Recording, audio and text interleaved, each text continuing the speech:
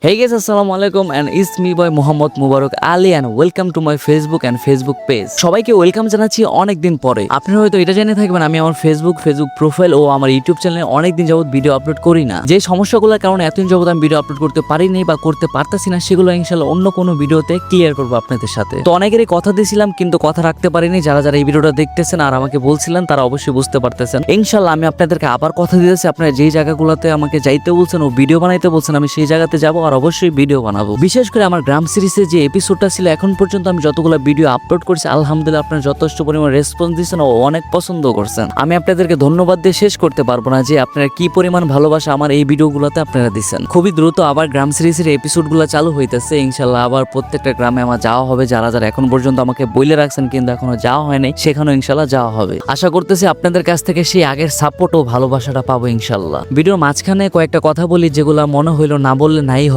আমাদের দেশে পরিস্থিতি যেমনটাই হোক না কেন অন্যায় কিন্তু প্রতিনিয়ত বাড়তেছে, কিন্তু দেশে সঠিক বিচার না হওয়ার কারণে সেই অন্যায় বাড়তে বাড়তে একেবারে সীমান্ত অতিক্রম করে ফেলাইছে। আর আমাদের দেশের বিচার ব্যবস্থা যে অবস্থা অন্যায়কারী ভালো করেই জানে তার শাস্তি সাময়িক সময়ের জন্যই হবে। তো এই দেশের এই সিস্টেমটা থেকে আমরা আদৌ কবে বের হতে পারবো এটা আমরা নিজেরাও হয়তো জানি না। তো আমরা আমাদের জায়গা থেকে এটা বলতে চাই, অপরাধীর সঠিক বিচার না হলে আমরা কখনোই স্বস্তির নিঃশ্বাস ছাড়তে পারবো না। কথা একটাই, দাবি একটাই, সঠিক বিচার চাই। তো এতক্ষণ ভিডিও থেকে আশেপাশে অনেকে হয়তো বুঝে গেছেন আমরা কোথায় যাইতেছি। হ্যাঁ, আমরা শীতলক্ষা নদী পার হয়ে আমরা এসেছি ইসাখালী চিকেন বিরিয়ানি খাইতে, যেটা কিনা এখানে শকত বিরিয়ানি নামে পরিচিত বা খুবই জনপ্রিয়। এখানে অনেকবার এসে বিরিয়ানি খাওয়া হয়েছে, সময়ের সাথে সাথে আবার এখানকার বিরিয়ানির দামও বাড়ানো হয়েছে। বিশেষ করে এখানে আবার একটা স্পেশাল বিরিয়ানি চালু করা হয়েছে, মানে বিরিয়ানিটা সেম কিন্তু গোস্ত ও রাইসের পরিমাণটা একটু বেশি, যার দাম ধরা হয়েছে 130 টাকা। আলহামদুলিল্লাহ খাইতে খুবই ভালো। যারা যারা স্পেশাল এই 130 টাকার বিরিয়ানিটা খাইছেন অবশ্যই আমার কমেন্ট বক্সে জানাই যাবেন। আলহামদুলিল্লাহ 130 টাকার মধ্যে পরিমাণটা আমার কাছে ঠিকই মনে হয়েছে। আর বিরিয়ানির যে স্বাদ সেটা আগের মতনই রয়ে গেছে, এর মধ্যে কোনো কমতি হয় নাই। তো এখানে এসে আপনারা যারা যারা এই শকত বিরিয়ানি খান, বিশেষ করে ওনাদের এই স্পেশাল 130 টাকার বিরিয়ানিটা খাইছেন অবশ্যই আমার কমেন্ট বক্সে একটু জানায় যায়।